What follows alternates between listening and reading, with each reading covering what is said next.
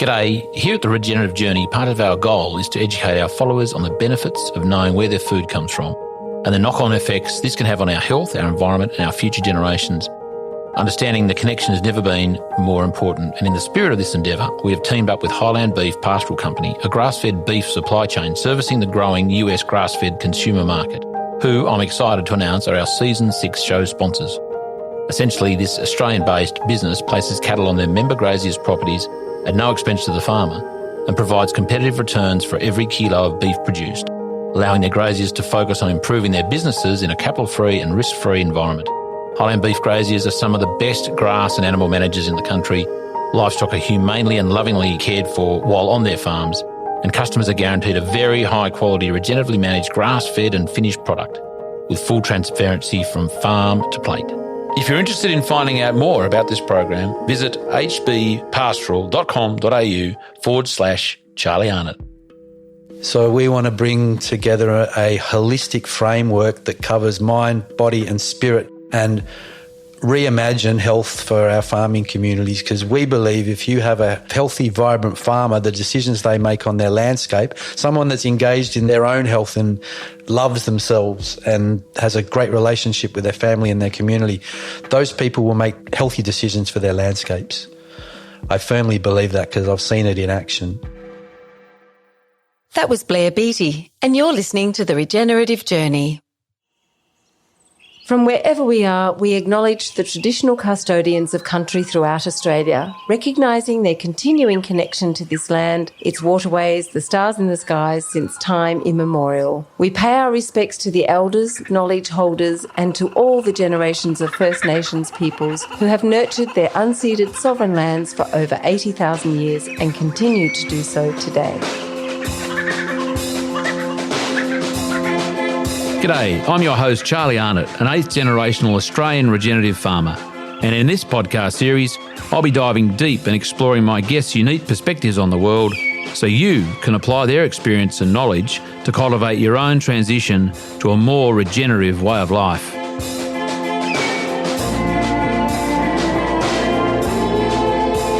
Welcome to The Regenerative Journey with your host Charlie Arnott.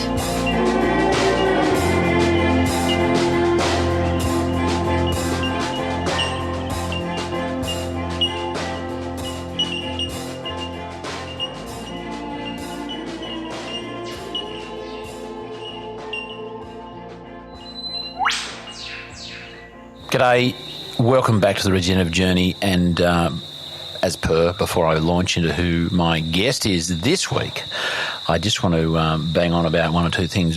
Primarily, I'm sitting here on a lovely little veranda at the little homestead here at Alsawa Retreat in the Noosa hinterland, Sunshine Coast of Queensland. Oh, cicadas. If you're a Victorian, you'll say cicada, I think.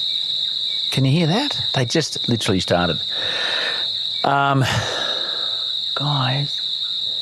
Yeah, I'll just push on. Up here for the day and last night and the day doing a little special project that Jo and her team are working on to be announced, to be released at some point. Very exciting, a lot of fun with the crew here, and I'm just punching out a few things. Can you hear that wind? I've got this funny mesh bag tied to the microphone to try and stop it. What's that noise? Just when I thought the coast was clear.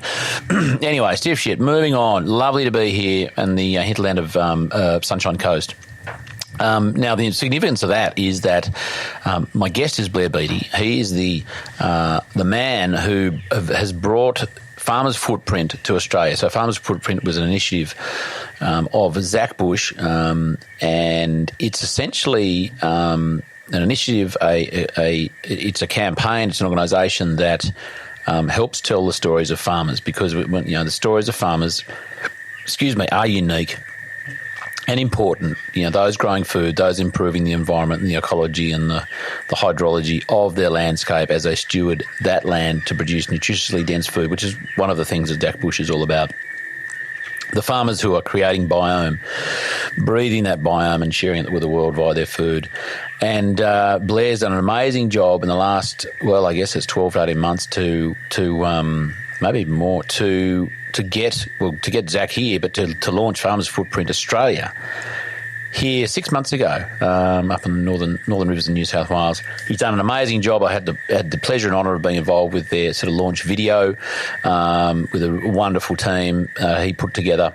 And it just so happens that Zach's here in December. That's why we're pushing this interview of Blair's through the system nice and quickly. So it gets released before Zach gets here. Now, Zach arrives on I'm not sure the exact day, and he's only here for about 10 days. 2nd of December, he's in Sydney. These are all the tickets are all available on the Farmers Footprint Australia website. Go there and grab them, because I think certainly by the time you hear this, there may be a few sellouts. I know Byron Bay is sold out. 2nd of December the Bush is going to be in Sydney.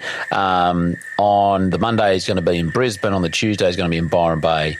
And then he's off he's into Melbourne. And then, that's right. And then he's basically leaves 10 days on the 10th of December, somewhere around there. Check the website for details. So exciting for Zach to be in the country, and thrilled to be interviewing. And as I did, Blair, Koala Blair, as his close friends call him. So I don't call him Koala. No, I do sometimes, just to just to get a rise. I've known Blair for some years, given his living situation in the Northern Rivers of New South Wales. I've been up here a few years too now, and we've run into each other heaps of times and worked together on a few little things. Lovely fella. We sat at his home in an undisclosed location in the Northern Rivers, and chatted about his life. I knew he had an interesting life, but it was certainly a standout, and so it really articulate and really transparent and really, there's another word, sincere. There's no bullshit with Blair. He's a lovely, lovely fella. So we had a good chat. We both were at the event in 2020, March 2020. It was probably like the first or second week of March. Zach was in town. He'd been doing some work. I'd done some interviewing sort of stuff with him. And that was when the shit hit the fan. Literally that week, there was like panic. There was this virus that had been found and was spreading over the world. It was popping up all over the place, and people were melting down and, apparently dying in the streets. That's all the footage you were seeing out of Asia somewhere. So the world was in panic. Flights pretty much came to a standstill a week later, and I know that Zach only got out with a day to spare before everything sort of shut down. So that was the last time we saw him here in the country, and Blair and I were both at that last event he did. And so just an honour and a wonderful thing that he's back in the country. He's giving us 10 days of his time. We want to make it really, really special for him, so that he comes back. So that he keeps supporting, and as he will, he'll keep supporting Farmers Footprint Australia. There's no doubt about that, because it's here to stay, and it's growing, and it's a wonderful, wonderful organisation. You can donate any amounts of money that you would like to via the website, monthly sort of donations and so on, however you want to do it, would be kindly and gratefully accepted. But Blair, enough of that, enough of Zach. Not enough of Blair. He's actually coming up right next. Can't wait to see Zach in a couple of weeks' time. I will be interviewing Zach on the 4th of December, so you'll get to hear him, that interview, late in December. If you're really excited about your health and ecology in the world, pop him on around the Christmas table while you're chowing into that delicious, nutritious food. Blair Beattie on the regenerative journey, coming up right now. Lovely fella. Really enjoyed this interview on the regenerative journey. Blair Beattie, welcome to the regenerative journey, and welcome to your lovely family room. Is this sunroom? We classify it as the sunroom, yes. Sunroom, it is the room of sun. Room of sun. Which we're not seeing much of today. We are in, I won't disclose your exact address because that's probably illegal, but we are in the Northern Rivers, not far out of Byron Bay. And we're sitting here, Blair, primarily because I'm interviewing you, and we're looking out upon landscape, greenery, a water course, clouds, blue sky, and lovely vegetation, as somewhat of an inspiring view for you and I to look at. So the viewers, unfortunately, I won't even I won't move the video because I'm likely to drop it if I turn around. Sometimes I turn around and spin, but just imagine through just some glass, lawn, fences. It's wonderful. Anyways, been the Northern Rivers, you'll get the drift of it. Why here, mate? What? How does this inspire you? You don't have to be here. You could be doing lots of things, knowing what I know of you. Why are you in the Northern Rivers? Why are you in a part of the world that is this and in a, you could be in a unit in Bronte in Byron Bay. I could, but I definitely chose not to. Why not? What's about? Well, what is it about this place? If you look out there, that's my inspiration. That's my connection point to sort of who I am, I guess. And I made that choice to come up to this region 20 plus years ago, and that was a very conscious one. I couldn't do the city living anymore. I needed to change the way I existed on Earth and who I was as a human. So I'd visited up here previously, a bunch of times, and I already had some friends here, and it was kind of just easy. It's like, so I think it was 2002. I landed up here as a permanent kind of resident, squatting in a mate's place in Old Byron Bay Road, and then went about reinventing myself for probably the third time. Really? I want to get back to that because the whole this is, as you rudely noted, Blair, my scribble that no one else can read. It's like a doctor's prescription. Yeah, no prescriptions here, mate. So I just want to get back to reinventing because that whole concept is quite interesting. So this is a lovely spot. Tell me, talking about lovely spots, where was the lovely spot that you were born? So I grew up in the eastern suburbs of Melbourne in a suburb called Mount Waverley, which was extremely nondescript. I can show. Okay, actually, I loved it. I was very, very blessed. Grew up with everything needed. There was always food on the plate, and our house was adjacent to a huge reserve called Valley Reserve, which was probably 100 plus acres of just reserve. There was nothing really going on. So scrub, and there was a creek, and there was lots of bird life and animal life, and that was my kind of anchor point, I guess, as I grew up. So. And that connection point again, which I'm always striving to have wherever I exist. But Mount Waverley, that was a long time ago. Showing my age, actually, I remember waking up early in the mornings and having clip clop on the road outside. There was a guy delivering milk by horse. So you escaped being enlisted for World War I then, didn't you? Yes, I did. How do you keep looking so young then if you're 110? Wow, so that was in the, 70s? That was in the 70s. So there was still market gardens in that area at that time. So there was a lot of small-scale production happening. We'll probably get to that at some point in our conversation. But that was my early memories of Mount Waverley. Lots of lone time out in the reserve, probably escaping the wrath of my parents. And why would they be wrathing on you? Did you deserve a bit of... Well, most of the time probably yes, maybe. They came out on the boat on the Oriana in the 60s.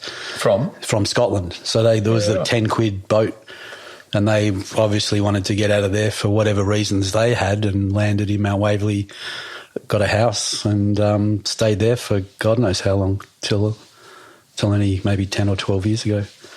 Were they from farming stock, or was there? No, Dad was a chippy. Really? Yeah, and they were young. Like they came out. Mum came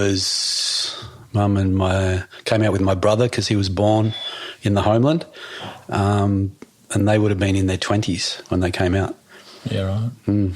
So quite courageous, actually. Oh, totally. Because you sort of think about, I know Angelica, my wife's father, he came out he was only 13, and that's 70 years ago plus. You sort of think about,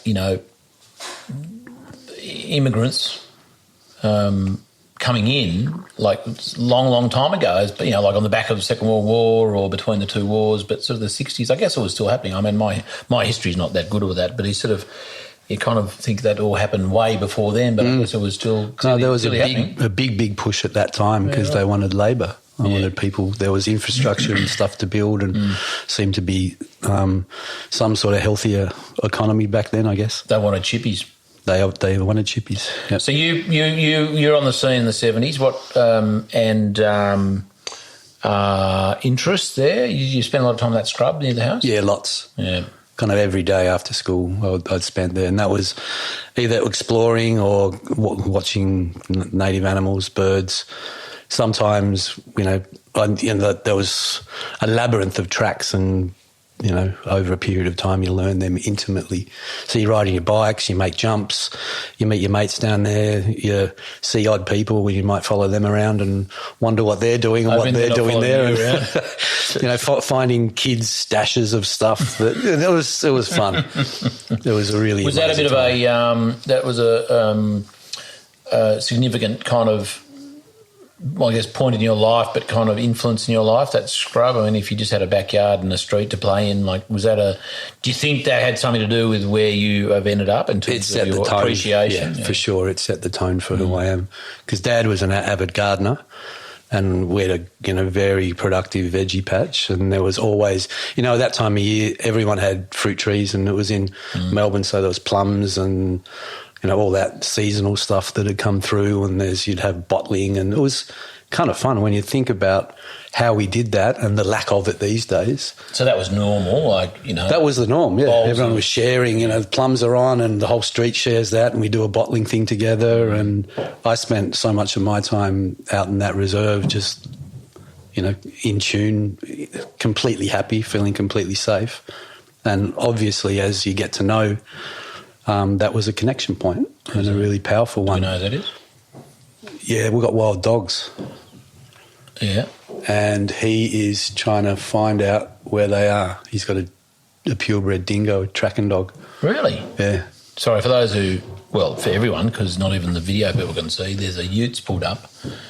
And I can see a dingo-looking hound on the back there. Beautiful. Wow! So he just lets it go, and Yeah. it just tracks. Does it actually chase the dogs, or is it kind of just get on?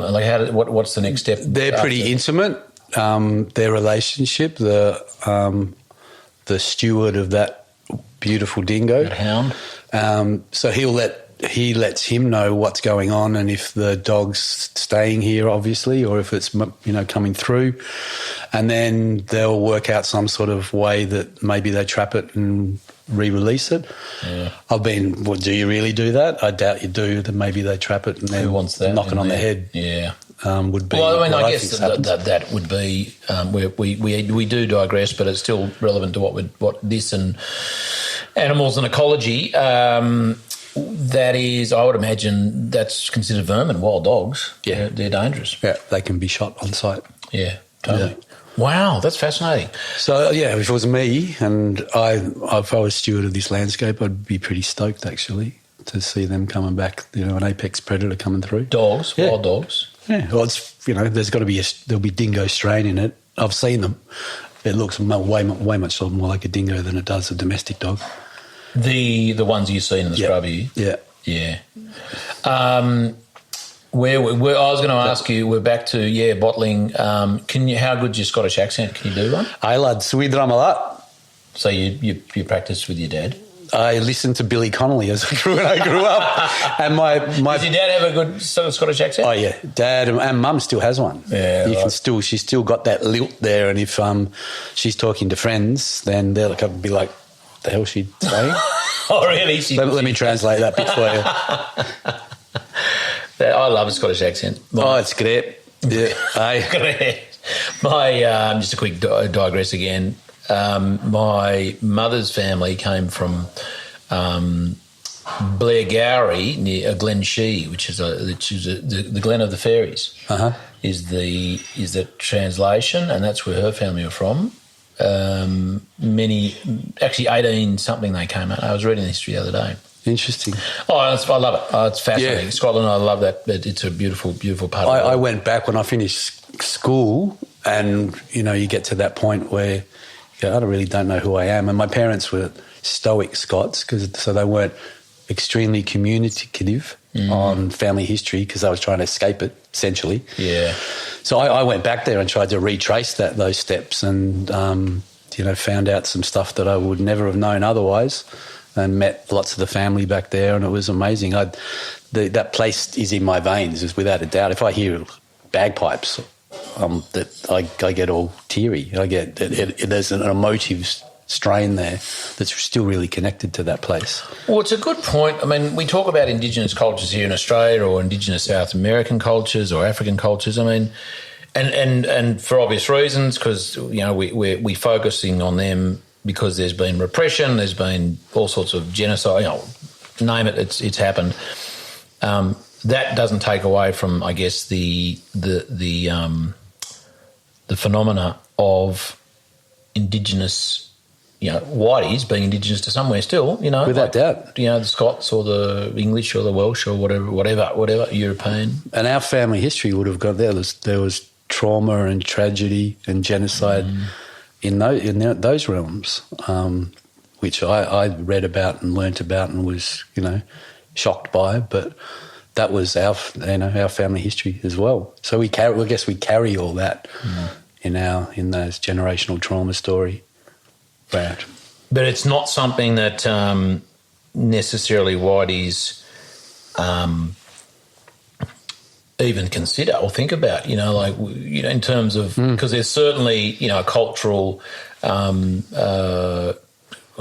scarring or trauma that is obvious. I say obvious in this, like, it's acknowledged.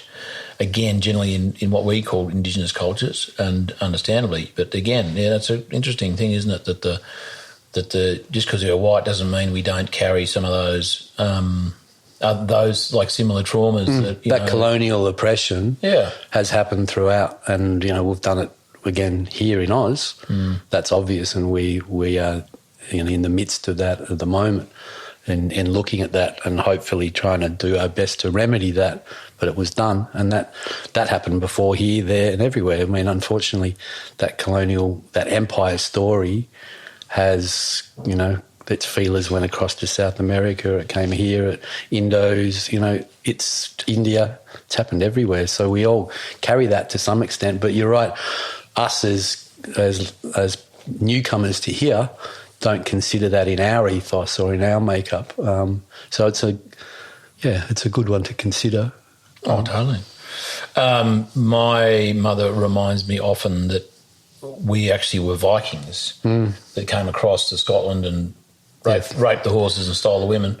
Yep. And then, then settled and I guess, which was probably a lot of the Scottish population would be from or the Netherlands, I guess, would it be, up that part of Scandinavia? It's I find history fascinating. And then, to dig into sort of where does that all come from, how long does, generational trauma or cultural, whatever that is, how long does that last? I guess we'll never necessarily know. But there you go. I didn't know we were going to go there, mate. So tell me, we'll get back to some of that discovering yourself. But so school, in the bush, bottling plums, mum and dad, other family members? One brother. He was 7 years older than I. So, a separated relationship. Love him dearly, but I don't know. I don't think we were that close when we were growing up. 7 years for boys is an interesting kind of... Yeah, he used to beat on me a lot, that's for sure. Yeah. I probably deserved that as well.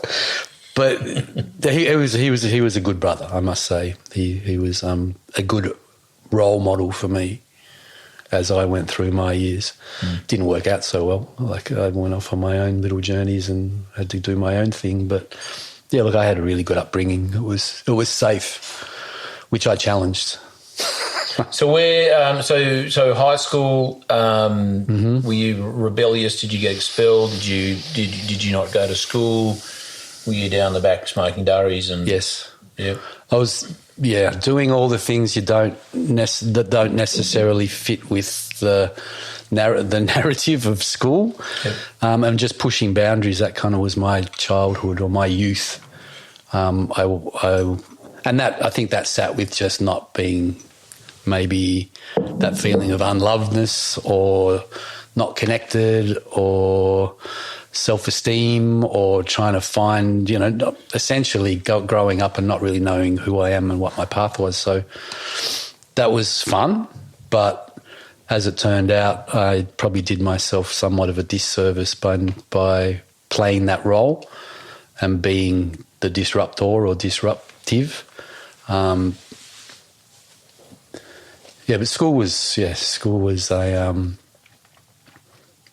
fun time, but it certainly wasn't an educational period. I don't really think that post-school I can look back and go, that really put me in good stead. Wasn't a pivotal or a fundamental, foundational experience. I wrote stuff and did some maths, and that I don't know whether that served me so well to this point.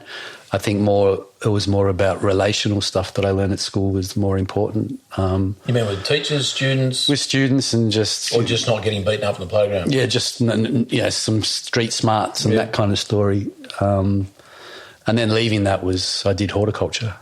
So left there, did you have a gap year or anything? You go away? I went to Scotland. Oh, yeah. And then straight into Burnley Horticultural College in Melbourne. Why horticulture? Just felt as if it was right for me. I grew up doing small jobs in gardening and all that kind of stuff with people in the neighbourhood. I always loved being in the veggie garden. Just felt, let's do that, and started landscape and all that kind of story.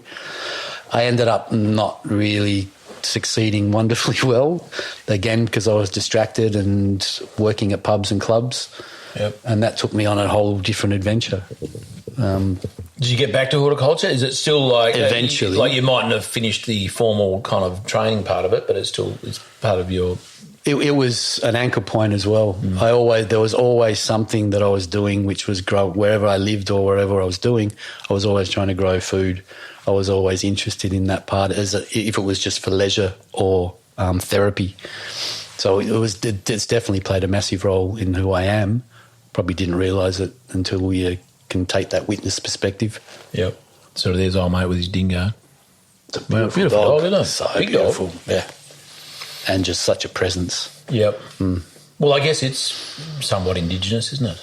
Somewhat, yeah. I don't know how many tens of thousands of years. Yeah, they've certainly integrated into the ecosystem. Well, they're as good as kind of naturalised, aren't they?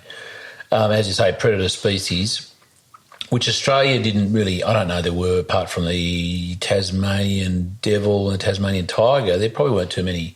Oh, I guess they had little quolls and things, didn't they? They're meat eaters. And they had some, so when the larger predators were still around, I can't remember, my son knows them and he's written stuff on them. There was a couple of big marsupial kind of predator creatures, I think, that were larger than the thylacine or anything like that. I can't remember what they were called. But yeah, we did, back in the day, we did have some ferocious marsupials running around. I was going to say, like a carnivorous wombat, the size of a VW car. I don't know, I'd want to be trying to escape that. I mean, you'd want to escape it. Yes, you would. Imagine that. They made a werewolf movie out of that, didn't they? The Howling marsupials. I don't know if I ever saw it. Yeah, that Howling series. And there was like 5, and there was one they called the marsupials. We should watch that and just go, absolutely, it's true. We had them in Australia tens of thousands of years ago.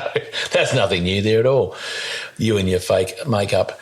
So back to horticulture. Finished there, distracted. Pub life, bar life. Did you go off the rails? Yeah, pretty much. Ended up working in pubs and clubs and restaurants for years. That was the Melbourne scene back in the 90s. Realised at that point that I was getting to not a dangerous level, but I was taking a lot of substances. I was abusing alcohol. I was not looking after myself at all. And took a break, and that was, I can't really recall what the catalyst was behind that. I think it had to do with something with a girl or something to do with someone overseas. Anyway, I left in a pretty big rush at some point. Overseas? Yeah, and ended up overseas. And that was a big turning point in my existence, in my journey.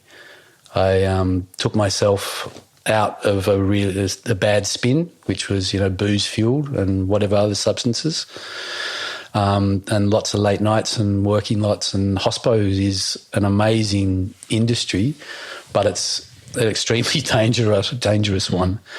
And well, it was for me anyway. Slippery slope. I loved it and got a lot out of it and had some great times, but it was a really good time for me to move on. So I ended up in Europe and then landed in the States. What was it, before you leave the pub scene, what was it about your personality that kind of got you thinking, or got you to a point that's then got you to thinking of escaping? I think there was a few factors. It was just winding up in places that, mornings and play and just with people, and we all have this innate knowing of what's good and what's bad. And I think for me, consistently winding up in bad situations, or not really being able to look in the mirror and go, you're on the right path. Just got to a point where that crux was enough for me to do something about it before it got worse. Because there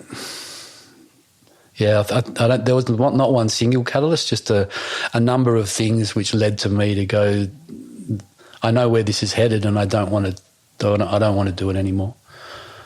So at least putting enough value on myself at that point that I need to get out of here and I need to do something different, and having that realisation that I don't really know who I am or what I want to do. Age 20 what? Probably 25. Yeah. I reckon. Not an uncommon thing, leave school, couple of years of study, couple of years of debauch, and then oh shit. I think for me it was like leaving school and not really knowing what it is, who I am and what I want to do, going into something and going, okay, this is okay, and still just that yearning for identity that as we've probably spoken, and those important factors for a young male, those pathways, those initiatory moments, I didn't have. And I didn't really have a figure to follow either. My dad was an amazing father and he did all he could to support us, but I didn't see him much, he was working a lot, and he didn't have a father. So I think he struggled with playing that role. So yeah, I think all of that culminated in me just wanting to do something different and try and reinvent myself and find a new path, and have maybe some spaciousness, go somewhere where I didn't know anyone or didn't know anything, just for some self-reflection, in the hope, I didn't think it at the time, that I would find those people and those pathways. And did you, when you went to Europe, did you find people and pathways? No. I did. It wasn't until, as paradoxically, I arrived in Miami Beach, which you wouldn't think those things would happen, but it did. I found myself with an amazing group of other transient people, which were probably on the same journey, and found myself some amazing work. I ended up helping build a photo studio, learning the craft of photography, which has always been a hobby of mine. But then I started working with some amazing creatives, and that was the next iteration of self. And finding something that you loved and finding a great supportive group of people and like-minded people, and through that was able to sort of introduce a spiritual path in finding out who I am. So I found, I met the Buddha there. I found something to understand who I am and how I work. I got a lot into transpersonal psychology, the work of Ken Wilber and the integral theory. I spent a lot of time in South America while I was over there as well. So, and there was vision quests down there, and it was a big journey of self-discovery, and it was really fruitful. It allowed me to finally identify who I was and give me a practice to understand what it is I am and how I should behave and what's appropriate, you know. Was it, you read The Alchemist or similar? Yeah, long time ago. Journey, that sort of stuff. Yeah. Was it kind of, was that your hero's journey, and did you get to the end and kind of go, I'm still the same Blair, but I've just been on a journey which has kind of shone a light on the person I've always been. I just didn't quite know. It was kind of a rediscovering or a re-knowing, and being able to engage in that consciously, I think, was the big thing. Like doing some monastic time in the Zen monastery gave me the discipline of meditation, and that being one of the most powerful utensils to remain present in existence, and then meeting amazing people and having great times in South America, whether that be with plant medicines and so forth. And then I think just that pathway of self-discovery was I finally fell in love with myself. And realised that I am a human of worth, and I had something to offer the world, and that was a really powerful time, and it culminated in another cataclysm. I'm really just getting quite linear about my timeline here, and I've never done that before. I'm a very methodical person. I don't want to miss a thing. Yeah. So so what was the next cataclysm? Was like cataclysm to me sounds bad, but was not necessarily. No. Was in Miami for a few years, then moved to New York. I was shooting pictures and doing production, producing still, and having a great time, and interspersing that with lots of travel. And then it was 2001 by that time, and we got a call on a day in September from our neighbour to say, get up on our rooftop. So we ran up to the rooftop, and there was one of the towers was on fire. Sorry, yeah. So you were in New York on September 11th. Mm. Wow. That was a massive day, an incredible day. Okay, obvious question. How did that kind of go down in your world? Completely baffled, and then you realised there was those moments of realisation that I had such a blessed existence, because this was the first real physical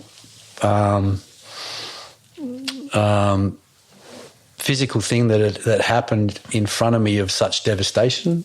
It was like kind of the war zone, and I obviously had a very blessed life not to have any of that. And we look around the world, and there's so much of our populace that's their day to day. So that was a big realisation for me. And then it was my only reference point for this happening was a movie and movies, but this is real. And it was an incredible moment in time. What came out of that was something that was quite incredible as well, just with the community of people that came together. What that started for me was the realisation of helping others and being in service, because that's what we did post that. That's all you had to do. That's all you could do. The whole city was locked down, which was unheard of.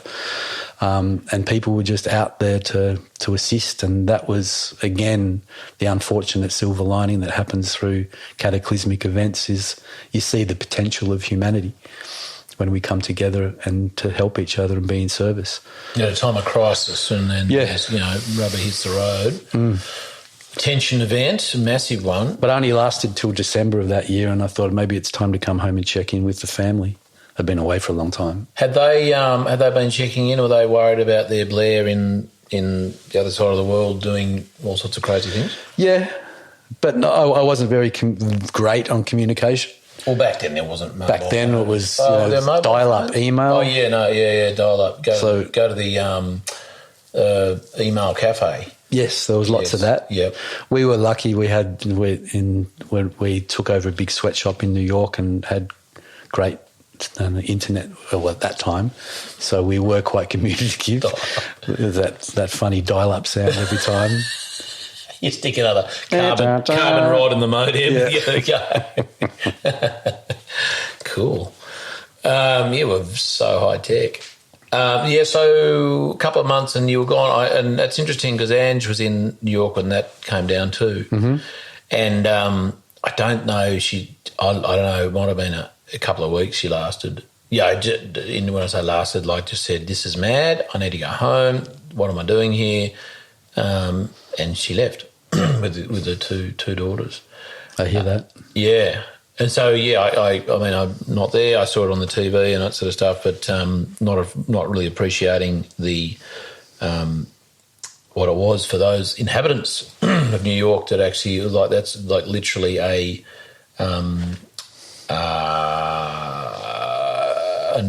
pretty major impost on normal life. Yep. You know. Do you have any theories on how that all happened, Blair? Yeah, you baiting me now? Oh, yeah. Well, yes, I am. Yes, I am. I'd be interested to hear it. Yeah, if you care to share. I mean, no one's going to listen to this, so it's safe. That's true. It kind of feels safe. I can say what I want, right? Let's just say I don't completely follow the narrative, the mainstream narrative of what went down on those days. That changed a lot for the whole globe, and we're still feeling the ramifications of that. And that's all I'll say on that topic. Well, I sip on my water. I probably shouldn't chew nuts when I'm doing interviews. I was about to reach for some. I was like, that's so not. I had to chew them so softly and moisten them up before I decided I could chew through. I always get in Shawnee's ear when she's chewing something close in my vicinity, so I'm not going to do that to you. Are you on the phone when you're talking? No, but she'll somehow whenever she eats cereal, it'll always be next to me. Really loud chomping. Yeah. Chomping. I'm sure it's organic, lovely. Oh, of course it is. Brook Farm, there's a plug. Brook Farm muesli, there you go. I better write them in the show notes. No, we won't. We don't need to dig into it. I think we share the same kind of view on all that. And again, I won't go into it all, but I think, like so many things in life, Blair, it's not all is as it seems. And I think 9 times out of 10, the current narrative is bollocks. You know, what we're mainstream media, general, public narrative, government narrative, corporate narrative, the whole thing, and we can go there later on. But there's definitely a theme, isn't there? You know, and that was probably the first time. It wasn't actually at the time, but later, when I guess access to information is freer and easier to obtain. Finally going, not finally, but kind of going, oh, okay, so maybe the guys on the Channel 7 News and all that, pick a mainstream media outlet, maybe that's not actually quite right as it is, or, the general stuff. But I don't know. It's certainly been a theme in the last couple of years, hasn't it?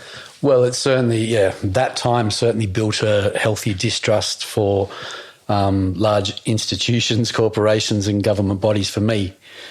And that has played out probably a few times over the last, since that point in time, and certainly we've experienced that over the last 2 or 3 years as well, firsthand.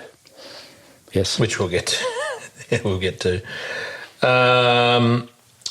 So where'd you go? You come home? I came home, and landed in Sydney, and which wasn't home, but I had friends there, and it didn't take me long to come up here post that time. Why? Just didn't feel right to be in Sydney. I was yearning to be in touch with the land and be close to nature. Coming out of New York, and that period was great, but I was listening to myself, I guess. Finally learnt that skill of listening to who you are and what's going to make you happy, what's going to serve you, so you can be of best service to others. And there was always a mystique about Byron, and I wanted to experience it. So, 2002, I think I moved up here and landed in a mate's place on Old Byron Bay Road, squatted in that for a while, just to go, okay, will it have me? and it worked out okay. Byron's a bit like that, isn't it? Well, yeah, I think maybe it used to be a bit more. I think there was more sensitivities of the people who used to come up here as a chapter in their lives. I think now it's just like a bigger holiday destination and a cool and groovy place to hang out. But I guess, and that certainly wasn't my experience. None of that, the cool and groovies or maybe what you did. My reasons for coming up here originally were different, but it's an interesting part of the world, isn't it? So, like, from what I understand, and I'm not Mr. Sensitivity around it, but like it's a very feminine part of the world, very nurturing. There's a lot of females up here. Mm-hmm. Like it seems to attract, quite literally, the fairer sex for whatever reason, whether it's a place that attracts them because of its nurturing, because it's a place of healing.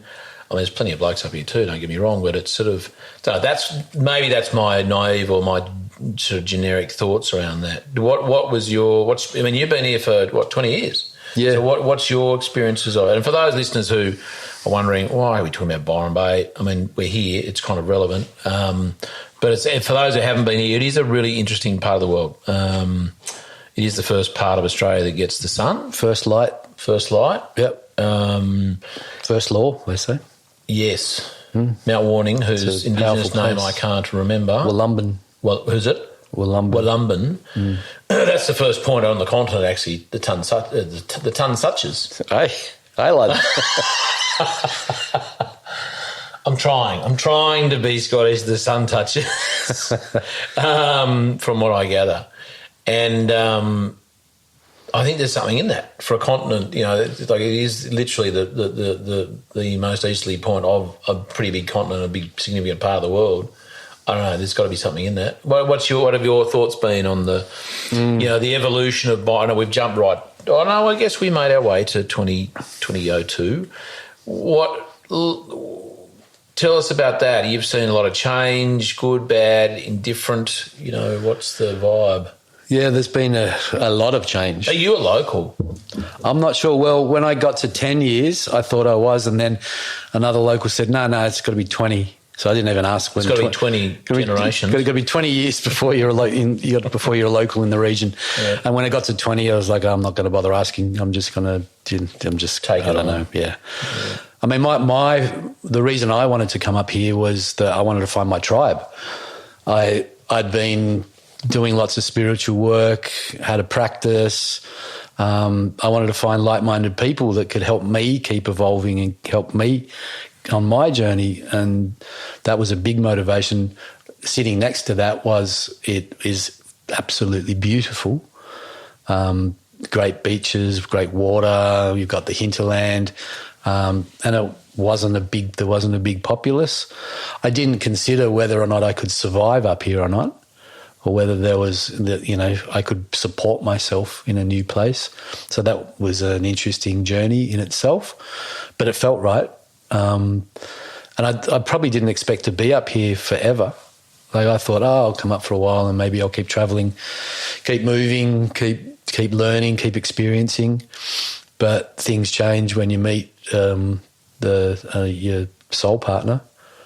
Pretty not quickly, but you rage against it as much as you can. But then, yeah. Oh no, I've met you too early. Give me another year or two. And then you have children. We were just having a conversation, weren't we, with Shani about, fiercely, protecting one's independence at that age where, I don't know, the sliding door moments or whatever it is that brings two people together at a time when they were not necessarily expecting or wanting to, dive into that sort of relationship, but you stuck it out. Yeah, we did. So tell us about that. Were you like cheeky monkeys or something? No. We actually met in Avalon at a mate's party. Okay. And then Shani was a vagrant. She'd spent a lot of time in Europe and England, and then a lot of time in India. And, she was still travelling, and I'd see her interspersed. We were friends for quite some time before she actually moved up here, and then we spent more time together, and I pushed for more time together, and we eventually just wore each other down and realised that, this is something special and we probably need to look at it and honour it and acknowledge it. Was that when you stopped squatting in your mate's place and went, I've really got to... Yeah, there's no way I could bring anyone home here. Thankfully, I was actually in an old church at that time in Nashua. Oh, yeah, nice. That was a beautiful space. But, it's always, it was an interesting path and how our two paths converged and then interlocked. But then having kids, it's like, where else would I want to bring up kids in this land? It's perfect. It serves them beautifully, and especially when you're on land and you can see them connecting constantly to it, which is, again, a conscious decision, as that's how I wanted my children to grow up, and I'll do anything to support that. So let's get a bit chronological again. 2002, squatting in a lovely part of the world, not necessarily thinking about putting roots down, but kind of looking for, a bit of support, tribe. What were you doing to pay the bills? For the first little while... Or shouldn't I ask? No. The first little while I'd zip back to Sydney and do work, so TVCs, TV commercials. In what capacity? I found a niche for myself as director's assistant. Yeah, right. Not assistant director. There's a big difference. Assistant directors work really hard and and are really skillful, while a director's assistant just kind of makes sure the director has a good time. And I was able to do that very well. So directors of what? TV shows, TV movies, commercials, essentially. Commercials. So you'd have back then there was quite a big influx of, I think it might have been dollar driven. The dollar was pretty low compared to the greenback at that time, so there was an opportunity to invite US production teams and do a lot of TV commercials at a good price. Any that we might remember that, like signature Australian TV commercials that we all... No. Meadow Lee. I really don't think... I could, if I thought harder, no, I don't think you remember them. I don't even watch TV anymore. So, but yeah, I'd look after the directors that came out from the US, and it was super fun because they were get paid really well and come back here. Yeah, right. That's a good gig. It was a kind of good gig. Did you look after them on set, or was it like knock off and it's like no? Take them out. Both. Yeah, right. On set, you'd make sure that everything's good and they're all happy, and debrief when you need it, and then pick them up in the morning. And some of them, would stay up at Whale Beach for 3 months or a couple of months. So it was pretty cushy, like big hours, but you got paid well and allowed me to then come back and not work for 2 or 3 months. Really? And find your way, do your thing up here, which is quite idyllic. What'd you do for 2 or 3 months at a time not working up here? Have really good time. Yeah, right. Like live the life of Riley, essentially. Yeah. You didn't have, you weren't spending a lot of money. You were just actively involved in, whether it's self evolution or... Is that what you call it? Is that what you call it? It's a nice terminology. I've just coined that. I'm self-evolving. Involve Leave me alone. Yourself. No, I might take the piss. I am, but I'm not. Well, no, I get it. Because, what a great place to do it. Yeah, it was amazing. And it was a really good time to be up here. Like when you drive around, there's so much that doesn't exist anymore. There was Arts Factory and it was a really cool scene. It was very different to what it is now. There was a lot more fun and culture and community back then.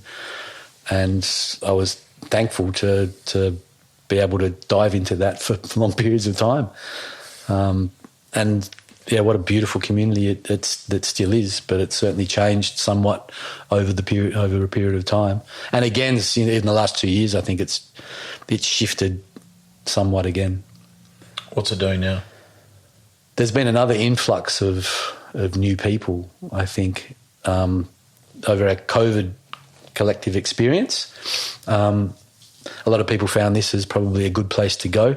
Escape. And then those people now probably have bank accounts that can support doing something like that, of which most of the people I know can't. So again, that was a cultural shift, not making judgment or saying that that's bad, but it's just an observation which you see and you feel. Because, I do know a lot of people in the area and engaged in the community here. So you see it, you feel it, and you go, okay, we're seeing another shift again. Whether that's good or bad is kind of doesn't really make any difference because it's what is. And it's what you make of it, right? It's, how do I see that?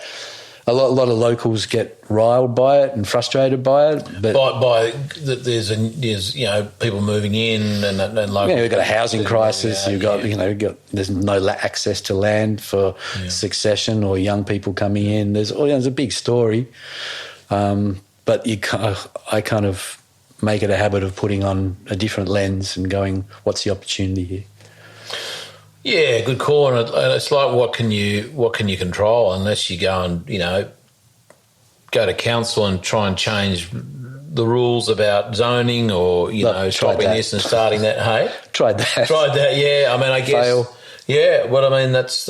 I mean, I won't say it's progress because some people would argue it's not actually progress, but it's just change, isn't it? It's just evolution. Change. It's lots of different factors that push people around the world and a continent and a region, and rightly or wrongly.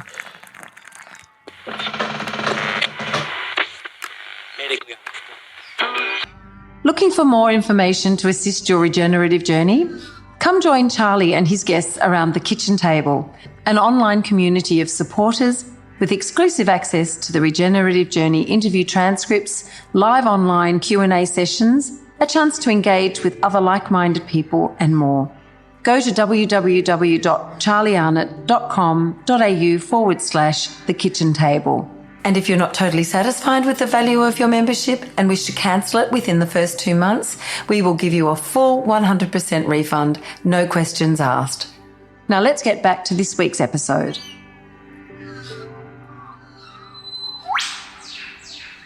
The floods certainly pushed people about a bit early this year, didn't they? Still. Yeah. We're still seeing the hangover from that. It was incredible, and it was a very powerful time for the community here. There's still trauma, body. Like, it was 3 weeks ago we had some pretty heavy rains, and even I, who wasn't really affected by the floods and dug in as much as I could to be of service, I felt that trauma body, when that it rained for a couple of days straight. I could feel that rising in me. My nervous system was shot. There was a bit of anxiety there. There was nervousness, and I could feel that coming back. And so I imagined what it was like for others that were actually severely affected and still displaced from those floods. So there's still a lot of work to be done. Again, you saw the amazing potential of the human capacity or human potential of us when we come together for a purpose to help and serve. We can achieve amazing things, and that was self-evident when post the floods and how people gathered together and community gathered together. It was incredible. And that's, in those moments, I was really proud to be a human being and be a member of this community. It just sucks that it takes something like that for us to come together and feel that way. Well, it's always the way, that's kind of trauma. Yeah, it's kind of, and, a lot of them say in our evolution, the precursor for evolution is pain, and that there's symbiosis with that.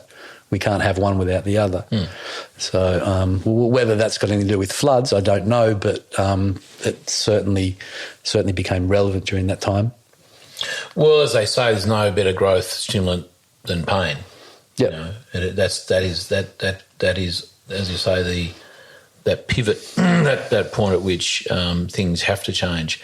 You got any theories on the floods? In terms of how they came about, any kind of, are we looking at a changing climate? Are we looking at... Look, I think we're definitely looking at a changing climate. How it's changing, is questionable, and I think what we're doing to support, that's baiting me for stuff again. I am. Was it that obvious? Yeah, it was. I think I'm inviting you to go there if you want to. I don't even know where that is, by the way. No, neither do I. But what I did notice, and some of the obvious stuff that you can see from what we've done to our landscape, that has invited those large rains, or whatever it is that's causing them, to have more effects and more detriment on the landscape, is that we haven't done it any favours, whether that's the logging and clearing, whether it's bad water management, whether it's putting a highway in that acts as a dam wall, and stuff like that has certainly exacerbated those large, or those climactic catastrophes that we seem to be having more and more. That sort of segues into what could and should we be doing about it from a landscape perspective. Some of the silver linings was that I know that was it Peter or Stuart Andrews has been helping Lismore with, I think both, for money, Stuart. Yeah, with doing some more water management in those hilly regions. And I mean, thank fucking God, that's actually they're looking at that as a potential, and that's actually I'm actually pleasantly surprised that that's actually happening. That there's been some recognition of the significance of that kind of that practice and the potential, and that it's not like, oh, that's all bollocks. And I don't even know what the alternatives would be if we don't change the hydrology, because clearly the hydrology is not what it used to be, and it's not functioning, and it's causing, because rain is rain, we can't stop it, we can't, well, that's even, we'll start it, that's arguable, but it's just wonderful that Stuart's been working with them to, potentially mitigate that. I mean, what I find hard to get my head around is we've had a lot of rain at Burra this year, we're putting contours in as we speak, pretty much, with Stuart's help. I'm thinking, oh God, there's a lot of rain, but we know it's going to get dry. Up here, you have dry spells, and there's benefit in doing it for agriculture, for rehydrating, landscape and properties and so on. But to put it into place to potentially mitigate against another disaster, like human loss of life, I think that's. Full credit to whoever's pulling those strings, whether it's council or it might be a state thing too. Having said all that, there's also some other interesting things happening in the Lismore area too, that I'm aware of or I hear about in terms of, plans for smart cities and kind of all that sort of caper as well, which doesn't excite me a whole lot. No, I would rail against that as much as I could. Yeah. Because I think then, that's taking it to a different level, our conversations, but what we're looking at is, empire and globalisation and global control of, and private bodies having a big sway in public outcomes, and nothing good happens from that. And I wouldn't like to see Lismore sign. I think they've already signed up. I think they did 3 years. I think they did a while ago, right? But those sort of those sorts of things need to be spoken about and fleshed out, because we need to see the people behind these, and we're not. These deals are being made and no one knows about it, and it will have a negative effect on regional Australia, and people don't see that. They don't see the realities of what a Smart Cities program is. Regional Australia is already in great turmoil, and we're losing our regional communities. We're losing our regional farmers, and I don't believe that these sort of structures should be invited. But they have been. Well, it's low-hanging fruit, isn't it? Regional towns, big and small, the prospect of being, labelled a smart city, and this technology that's going to supposedly help with connectivity and connectedness and all those catchphrases that, I understand how regions and towns and cities go, wow, it's going to put us on the map. This is what we need. We need more people. We need more this, that, and the other, because a lot of them are suffering. People are moving out, and especially through COVID, with just lack of tourism and that sort of thing. It's. I can see how it's an attractive thing to accept. Not that they probably even knew it was even happening, So, but I tend to agree, Blair, on what I know of it, which is not a whole lot, but it just looks like it's got hairs on it. It's like, really, do we need to be connecting everyone? Do we need to be surveilling everyone? Do we need this kind of, how many steps towards, an overly social, eye on the region, Yeah. I don't know. It's a good thing. I don't believe it is, and I think the freedoms that we gave up during the COVID period, we don't get back, because it's not really how these things work. And we need to be really wise and smart about what our collective future looks like. And that is, there's lots of schools of thought out there, but there's some beautiful people which are building great models around what does our collective future look like from a food perspective, from a housing perspective, and from a decentralised government perspective, and we need to be looking at that rather than these centralised, interconnected beasts where we lose our autonomy and our sovereignty. It's like globalisation at a local level, isn't it? Yeah, it is. It's part of the that structure. Let's talk food systems.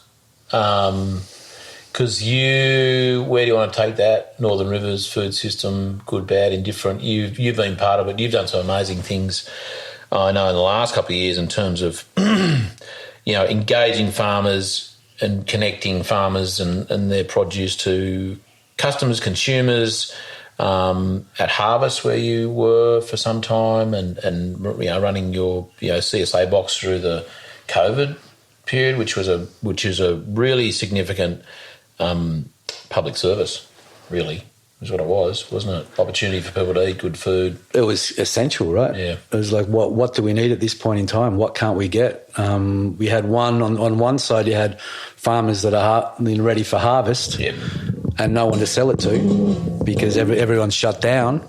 And then on the other side, you had consumers trying to get access to healthy food.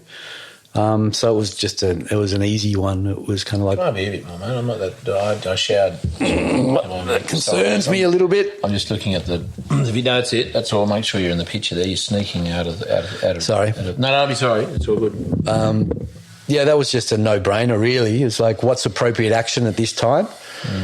And I had the potential and I was connected to that world, so that's what I should do.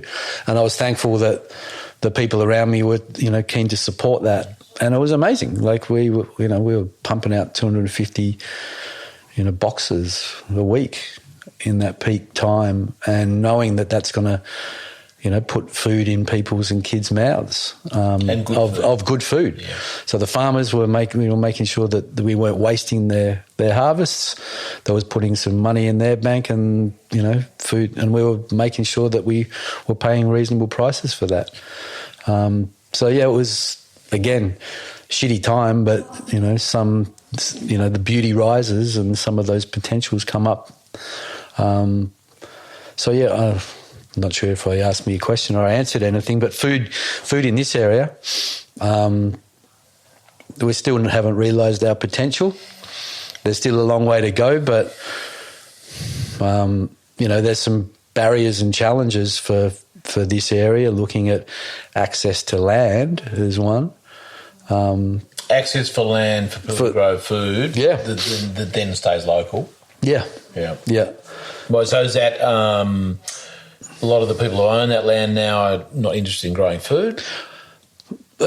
I think a lot of them aren't, but there are a bunch that are. So again, it's like, where are we at and what can we do about it? Well, let's have a conversation. And there's people in council and there's people on the ground that are seeing that there is potential to enliven something for young growers or people wanting to get access to land and utilising, long-term leases and security of tenure.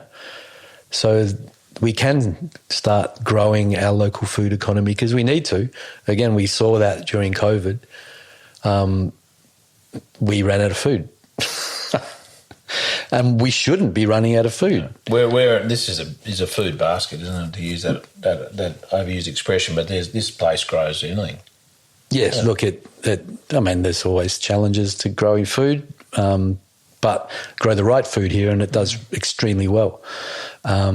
So I'm really positive and hopeful for what's happening in the region and what the potentials are in the region. But again, it's just doing the work and doing the hard yards to try and realise that potential and getting the right people on board to see that there are some deliverables attached to that potential. Apart from access to land, any other kind of... And I'm also tapping into, I guess, where you've seen it elsewhere or your general thoughts on the world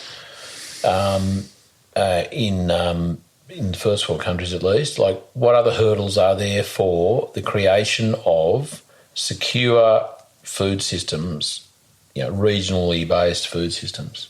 Access to land is one, certainly up here. It's a big one. People to grow it. Yeah. Like, we lost a lot of our, there's not many people looking in this region to start up a farming enterprise. So it's like, how do we bring them back? And we can segue to, one of our programs for Farmers Footprint is a farming waiting for you to throw. Is a young farmer incubator program. Well, okay, let's get back to that. But no, I'm not ignoring it. I just want to make sure we cover off on it because it's interesting because it comes up all the time. There's lots of forums about food systems and making them better and why they're broken and all that sort of stuff, which is great. There's conversation happening, but I really want to drill down on what you think. The hurdles for that. For healthy food systems to exist. Well, I mean, there's lots of variations and definitions of what a healthy food system is. But absolutely. People to actually grow good food. And then getting access to market. Where they're going to sell it. Like the one thing I've seen from being on both sides of the fence, being a producer and also being a purchaser, so being involved in a restaurant and hospitality precinct, is why is it so hard to get local food? And why does local farmers is it so hard for them to sell their food? Yeah. What's the crux point? What's sitting in the middle of that? And it was like, well, there's communication for one. And the farmers I know, great growers, potentially not the best communicators or salespeople, probably shouldn't be either. So what is it that can sit in between that? And I look at chefs in the region or retailers in the region, they're all busy. They're all trying to, work's hard and you're limited with time. So as an example, a chef's perspective, I could make 8 calls or 10 calls to local producers, or I could make 1 call to a distributor. What are you going to do? You'll take the convenient route because it serves you. There's very few guys, and still to this day, because I'm at the markets every week, still to this day there's very few that take the extra time to jump in and engage with the local farming network. But when you do, you can't stop because it's addictive and it's beautiful and it's amazing and it has all these benefits. But what is it that we can do that can sit in between those two has been probably one of my, not points of focus, but looking at seeing what is available. And there are things popping up now. There's a digital app that's in beta testing at the moment. Oh, yeah. Called the Grow app. And that will give retailers access to local food and farmers a way to go to market. So it's like it's like a buying platform. Yeah, so I've got garlic, and that chef wants garlic. Yeah, I'll buy it. And they can do all the invoicing and all that on site. They will help work out the logistics of it, and they also have a futures market attached to that. So if someone's doing their crop planning and they've got stuff coming up, they can float that onto the platform, and then you got the potential of a retailer going, awesome, I can, I'll lock that in, and suddenly you got, contract to sale stuff happening for growers, which is de-risks that whole story as well and reduces waste, because that's another problem. If farmers can't find access to market, you got this waste story, and we all know that 30% of what's on farm ends up in compost or somewhere else. So it's like, how do we solve that problem? Well, there's opportunity there as well. There's even at harvest now, they're going, can we get seconds of stuff? Can we get stuff? And like, yes, we can, and then you start pickling it and doing something good with it. So we have all the answers about how we can do these things. It's just, how do we implement them? How do we get people on board? And what healthy tech can we use to make it efficient? And I say healthy tech because, I love tech. I use it all the time, but I also see the downside of technology when you look at some of the robotics and then our surveillance systems and our interconnectivity, which is more like Big Brother. So healthy tech versus harmful tech. But I guess the tech that might be involved in coordinating growers and people, eaters, I guess that's dare I say, reasonably harmless, I trust. Yes. That's a conversation that's been happening up here for some years about we need either a physical hub or we need we need some bricks and mortar and a co-op or a distribution point. A distribution point, or the simplest form is a virtual one being. So that's happening now. App. There's that digital hub happening right now. It's in beta testing, and it'll go out to the fair market probably sometime next year. Well, that's great, because they even talk about there being apps. I know plenty of people who've said, I've got an app that's going to connect farmers with eaters and chefs and that sort of thing. I think there's been lots of iterations of them, different names, different versions. But if there's one great that is kind of in that version that might actually do it. It's happening now. That's great. And people are using it now. Yeah. And they're using it successfully. Yep. I mean, if that can work, then that works for this region. You drop it in another region. Totally. And there's other larger picture ones which you probably know about as well, which are sitting behind, and they're bigger beasts. And solving our localised food economy and our potential is very much a work in progress. But there are good things happening, I'm happy to say. Now, talk about good things happening. Let's talk about Farmers Footprint. Yours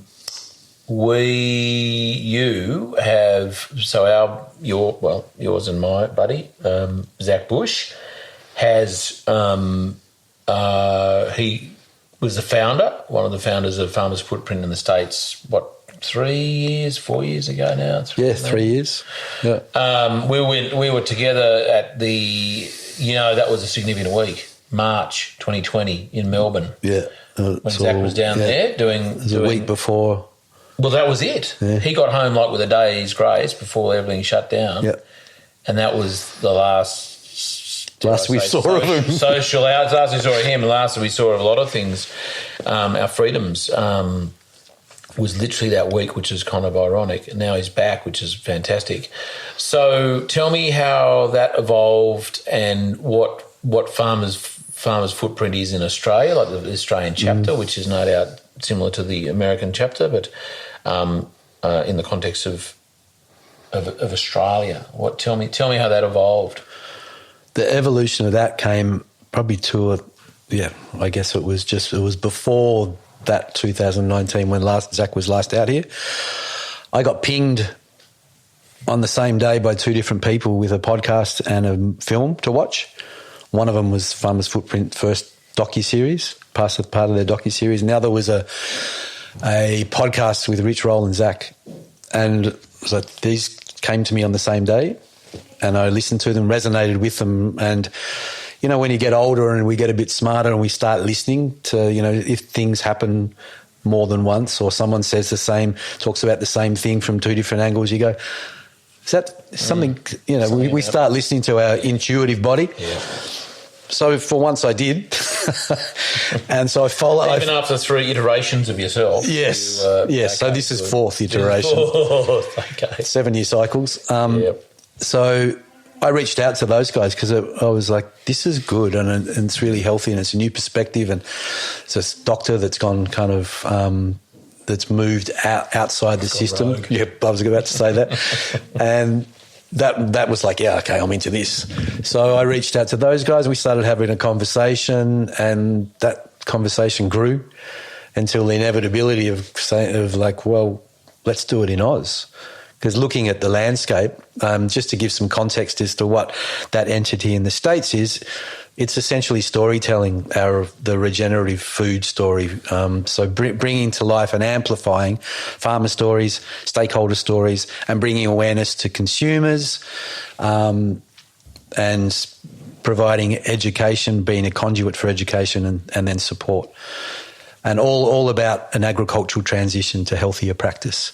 So moving away from chemical-based, monoculture, industrialised, commodified systems. Just so if anyone needs context, I'm sure you're all pretty aware. So we thought we're going to launch here. We did. So 6 months ago we had a launch event and pulled an amazing, really passionate group of people together to support it. And since that time, we released our first short film and have done a lot of listening and talking to find out what our trajectory is and what our place here is. Yes, we want to bring stories to life and create content that supports an agricultural transition. But what else is our place here, and what programs can we release? Because I've also learnt a lot about where funding for someone like us will come from. Being storytellers, we don't have relevant metrics or measurements for grants and government institutions, which is okay because that sort of releases us some of the pressures of keeping their story alive. We can tell our own.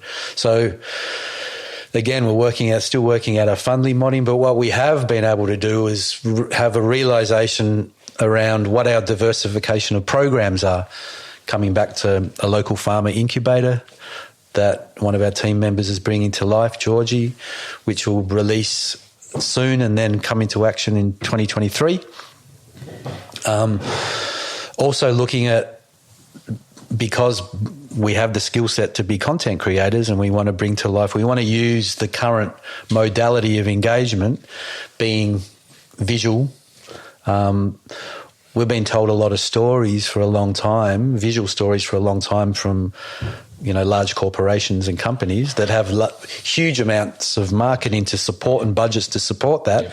And we kind of feel like we want to meet them there, but tell a better story and tell a beautiful story about what our future is, and also give some realisation about where our food system is and where our health is and how connected those two are, because we forgot that, we lost that, we gave away that power. We'll get into that soon. So we feel as if as storytellers, we want to bring a docu-series together around the human story of agricultural transition. Someone sitting next to me might play a role in that as well. Cool. And then from lots of talking and listening, came to a realisation when I was talking to a philanthropic body that was interested in supporting us but didn't know how.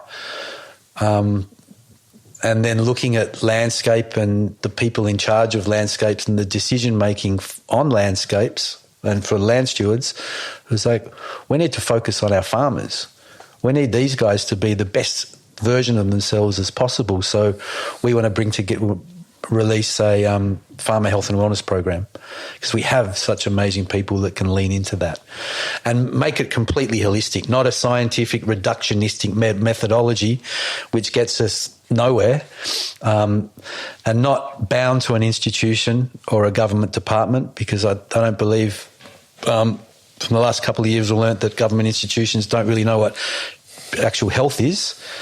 So we want to bring together a holistic framework that covers mind, body and spirit, and reimagine health for our farming communities, because we believe if you have a healthy, vibrant farmer, the decisions they make on their landscape, someone that's engaged in their own health and respects their own and loves themselves and has a great relationship with their family and their community, those people will make healthy decisions for their landscapes. I firmly believe that because I've seen it in action.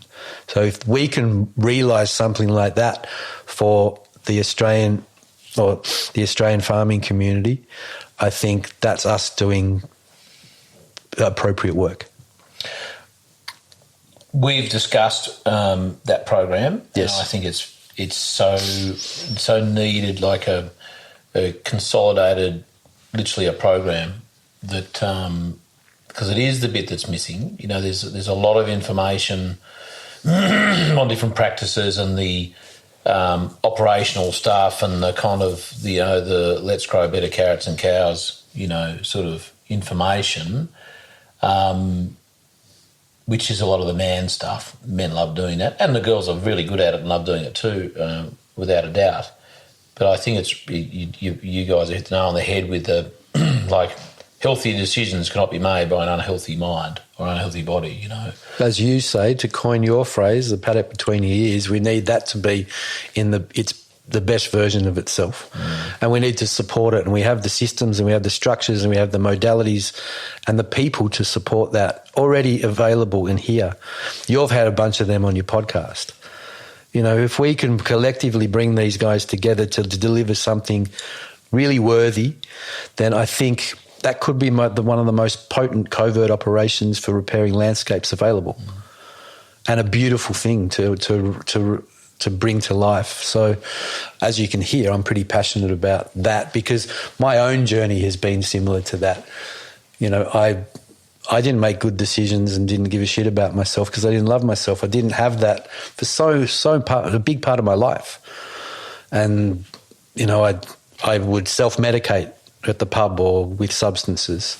I would not be exercising I had to go through turmoil, unfortunately.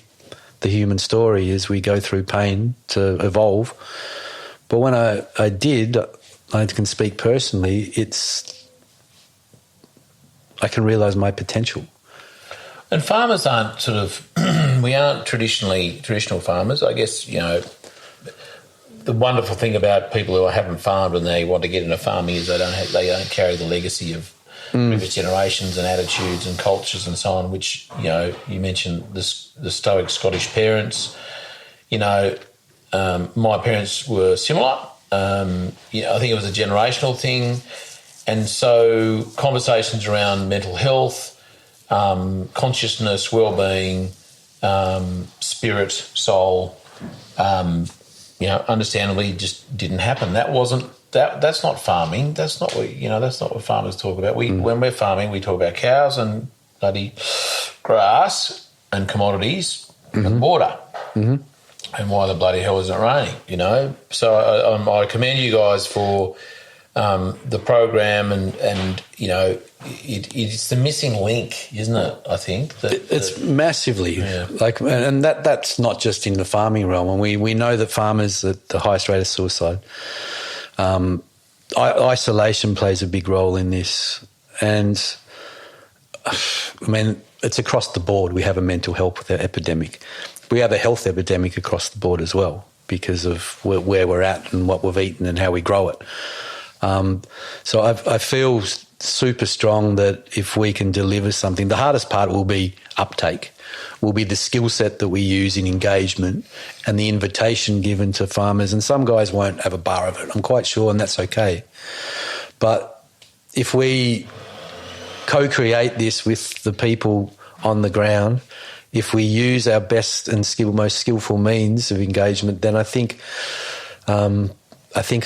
we'll get enough people on board and it'll prove itself out. Well, your low-hanging fruit are the farmers who are already doing things differently, aren't they? They've already, been courageous enough, dare I say, to, go against the grain, do things differently, challenge the status quo. They're ripe, they're open and they're keen for that. And they pick it up in bits and pieces, I know quite a lot of farmers who do meditation, and there's a few who do a bit of yoga, and there's bits and pieces that they do, and they're the type of people who do it. So I think there's no doubt, that's the first opportunity. But I guess what's the next opportunity? Is it conventional farmers seeing? I mean, not that it's not as though it's I guess it is a target market, not because, we want to go, you need to change and we're going to make money out of you by selling a program. It's more like, you know what, this is on the table. This is working. You're a human. That person's a human. You've both got stresses and strains and all these different pressures. And, maybe it's just demonstrating the like that neighbour of theirs is actually like, okay, that guy's got his shit together. Like, again, it's a sort of it's an interesting thing, isn't it? Like, how do you market that? And maybe it's just you just let it speak for itself. You just let those. So look, I'm up for. I'll be a guinea pig. I'm up for that. I need some paddock betterment in my head. Oh, totally. We all have our ups and downs, don't we? Like, we have our moments, and there's the, as they say, nothing grows on the tops of hills. Yeah. It's always in the valleys, and this is our life's journey, and it's not meant to be easy. We need to embrace and acknowledge and accept that. And that's part of the journey, and we need to lean into the hard bits as well, because there's so much to learn from and gain from. We need to lean into the shadow and listen to it, And I think if we reimagine those aspects of self and engage in them, then that process doesn't become as scary anymore, nor we don't have to try and push it away and hide from it. It's like embracing our demise as part of our existence, like especially in our Western culture when you talk about death. We all know that's the one thing that we won't escape. But yet we push it away and we hide it away, and that's just it's unfortunate that that's what we grew up with, because that's part of our journey to come to terms with that, the death experience, and the freedom in acknowledging that and embracing that and inviting that is amazing. That is the regenerative journey, and it never ends. We're always on it. Now, talking about journeys, Zach's going to be here in a few weeks. He is. 3 weeks' time. Let's talk about that. Yes. So it feels right for as a farmers footprint representative. You're the boss man. You're the. We talk about the captain of the. You're the captain of the ship, mate. I'm definitely not the captain of this ship, mate. What'd you say? You were very. No, we don't. There's no hierarchy here. Yes. The admirable. Healthy hierarchies were as opposed to dominator hierarchies. Yeah, that's right. There's always hierarchies in life. Hierarchies of accountability. Yeah. So extremely exciting. It feels great that he's putting time and energy into us, and we feel mature enough now to have some bigger conversations. Like 6 months ago would not have been the right time for Zach to visit. Now we have, somewhat established ourselves in the industry. People know who we are. We've shown the quality of product that we produce, and we've got some good conversations, some programs that we want to bring to life. So there's a good conversation for us, and then bringing him out is, he can. Yeah, I'm excited. We're going to Sydney, Brisbane, Byron and Melbourne. We'll be doing public events, and then interspersed with that will be some more private, immersive events, and then having a bit of fun and making sure that he enjoys himself while he's out there, so he can get us on his calendar twice a year and we can do more. That's a primary objective. That is a very big objective. Show the bush a good time. It's a must. Yeah. He's got to have a great time, and it'll be great for us as a team as well. I mean, he's a co-founder, he's a board member. He's a big part of how we came about, and he's also our biggest voice and a growing voice as well. And he's got he's a man on a mission, and he's on his journey. He's evolving constantly in his conversation and what he's bringing through. It's like he has been able to tap into that knowledge field, and what he shares is sometimes extremely profound. So I invite everyone to come along and experience that. It'll be a beautiful night. We'll break it up with a bit of a panel and distill it into an Australian context as well. We'll have a First Nations representative. We've got Ella Bancroft that will play a role on the panel for a few of our shows. Still working out who else will. And then I've been able to lure the amazing Tanya Massey to sit on a panel with us as well, and Laura Dalrymple will do the Sydney show. So we've got some great voices in the industry and great perspective, and I think that'll be a super healthy conversation for people to get inspired around. And we're just honoured and privileged to be able to host that and bring that to life. He's a freak, isn't he? I say that with all due respect. I just, you know, the way he can articulate without notes, and it just, you're dead right. He just taps into something, the pure state of whatever that is, and you know the visualization. I guess it was a meditation visualization that he did at the RCS conference back in July on the Sunday morning. Like, that was mind-blowing. And the guy was like sitting in across the Pacific. He was not in the room, but he still held the room. He knew he could sort of sense the vibe, and that was just, it was so profound, you know. It was such a powerful thing. And super risky to try and pull off totally. at a farming conference. Totally. But I guess he was in a safe space. You know, if you're going to pull that stuff off, that's the place to do it. Yeah, totally. Yeah, look, it's a pleasure to have him as part of our cohort, and as a great visionary and great orator for us as a species. Really, you know, a lot of what he talks about is to do with our food systems and productions, but he goes so much further beyond that into the esoteric realms, and he's, you know, of course, his foundation is science and health, and so he's able to speak to a lot. He's able to tap into that knowledge field, and it comes with a beautiful lexicon attached. So it's easy listening. Oh, totally. Like, if there was some Martians came down and said, give me your representative of your... Zach, can you go, mate? It's like, buddy, we love you, but can you just make sure you come back? With that, we just have to make sure we read the fine print. They're going to give you back. Yeah. We'll make sure they don't take him before he gets here next month. Yes. Okay, that's your job. Yeah, I've tried to say, can you give me... Like, he's busting around the world at the moment. I think he's in South Africa. He was in England recently. He's just sharing the bounty of his knowledge at the moment and being received. So I'm trying to coerce them, well, not coerce, or ask them, plead with them to give him a week off before he comes here, so he's in good shape. But you know what? That's a really good point. Like, people like him, you know, who are just so generous, that is a thing, you know, that they understandably kind of, I'm not saying he is or will, but, you know, it's that sort of generosity of spirit and time that can get generous people like that unstuck, because they literally just, you know, they get to a point and go, oh my God, I'm actually, you know, I'm not. It's not so much they don't walk the talk. It's just they get to a point. It's like, you know, you need to chill, dude. You know, it could be that he's so far evolved that he just feeds off pranic energy and doesn't even eat.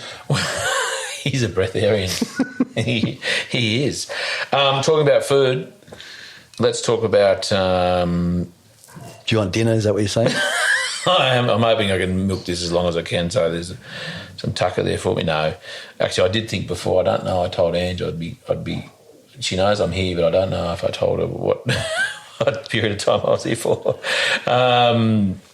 She's used to that. But yeah, sorry, Ange. A poor communicator. That's me. Bugs and meat. What would you? I know that someone asked. I did see Zach answer a question. And they said, "Would you rather?" I can't actually remember. It was hysterical. He was pissing himself. It was like, "Would you rather eat an Impossible burger or a cockroach or something?" I can't remember which one he chose. But what would you rather, mate? You like to sort of, you know, eat bugs, like a bag of bugs every day, and like, or potentially go to your place of food procurement. I'll take the meat, thanks, buddy. Although I do suffer. No, I don't suffer. I have a mammalian tick allergy, so that meat needs to be poultry or fish, thanks. Really? Yeah, I can't have a mammal. Since when? A long time. I didn't know that. So you're... Is that why you... I thought you did. That's why you haven't invited me for dinner. No. Okay. No, there's lots of reasons why I haven't invited you for dinner. That's just one more I add to the list. No, okay, that's a thing. That is really a thing, isn't it? That's the ticks that they actually change the body's sort of... There's an alpha-gal protein that is now in my system that my body recognises as an intruder, and I go into hypersensitivity. So how does a creature like a tick think that's actually good for the victim, for the host? I mean, how that's a fascinating thing in itself. That a tick can initiate that response in a human. I guess it happens. Well, does it happen to other carnivores? Like if it bit a dog, the dogs? Never heard of it. I think it might be actually, apparently, I can eat primates. But I'm not a primate. I gave up on barbecuing orangutan a long time ago. That wasn't cool. No, that wasn't. It was a bit frowned upon.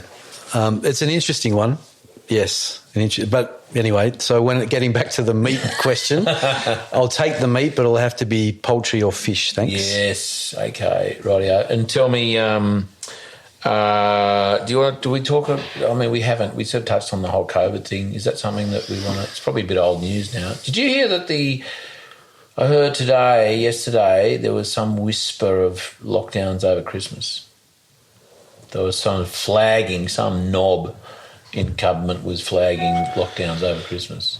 Can you believe they're even considering doing that? That they're going to be able to do that again? Let's hope not. No. Let's hope not. Yeah, I mean that story is still unfolding, and we're still seeing the crimes against humanity that are being committed as they come out and don't get any airtime in public media or mass media. But if you look behind the curtain, I think people can answer some of those questions without us talking about them. Come on, mate. Perfect bait. Let's talk about what's your genius? Not talking on podcasts, that's for sure. What is my genius? It's an interesting question. I think if you could call it one, it's what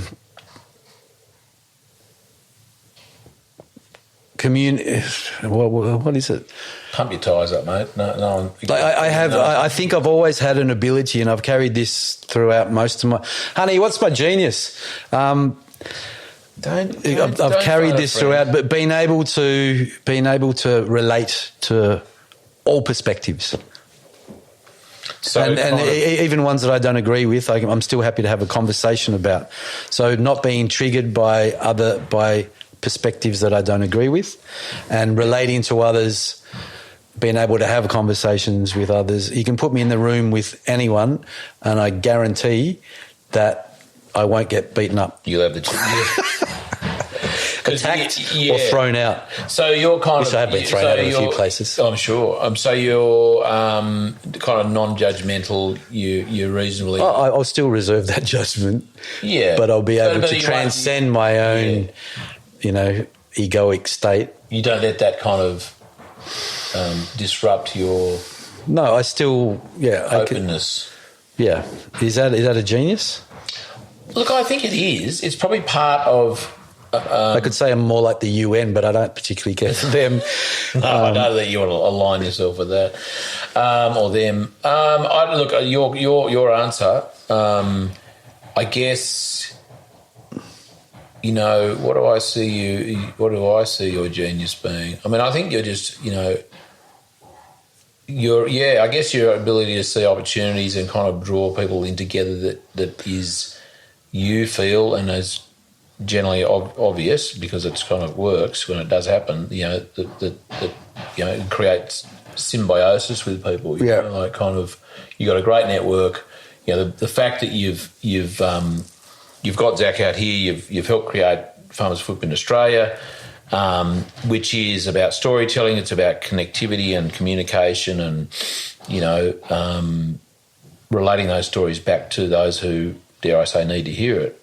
I mean, that's a pretty that is already has been and is potentially a very impactful genius, That's what we need. That's what we need here, there's no, as we've talked about and is reasonably evident, there's no shortage of stories.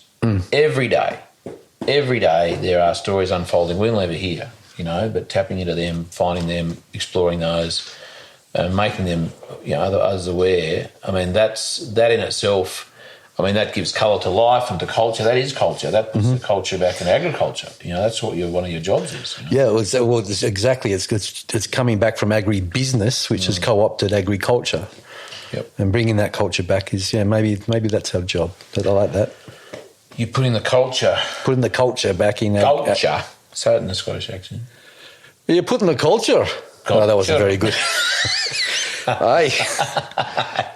Just a few more A's. Yeah. Have you seen that YouTube?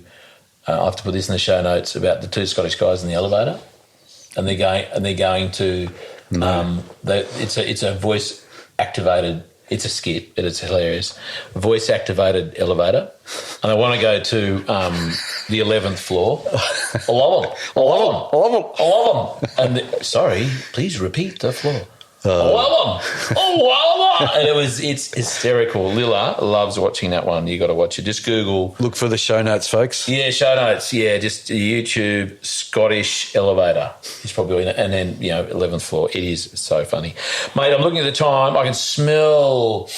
You smell some cooking in the background. What we're going to do is a really quick Q&A, if that's all right, mate. And then you still have. I think within the bounds of the time that we stipulated.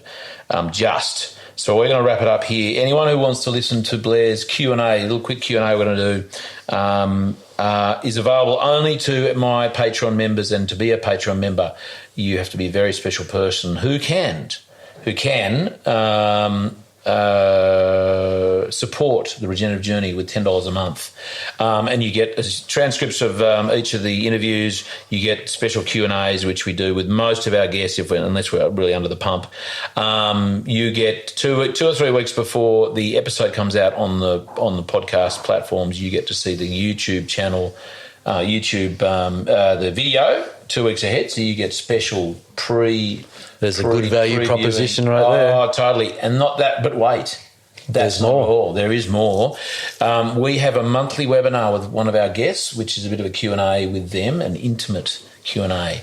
And there's also other stuff that we do for our Patreon buddies. But for $10 a month, you can join us in our growing Patreon community, which is really awesome. So we've got some other ideas that Michelle said I can't tell anyone just yet, that we are really pumped to put out to the world. So if you want to hear that, you'll just have to join the community. And Blair, thank you. For those who aren't Patreon members who are not going to hear the Q&A, we'll sign off here, mate. Really, it's been a pleasure. This is our second crack at it because the last time I just noticed on the 16th of September it looked like.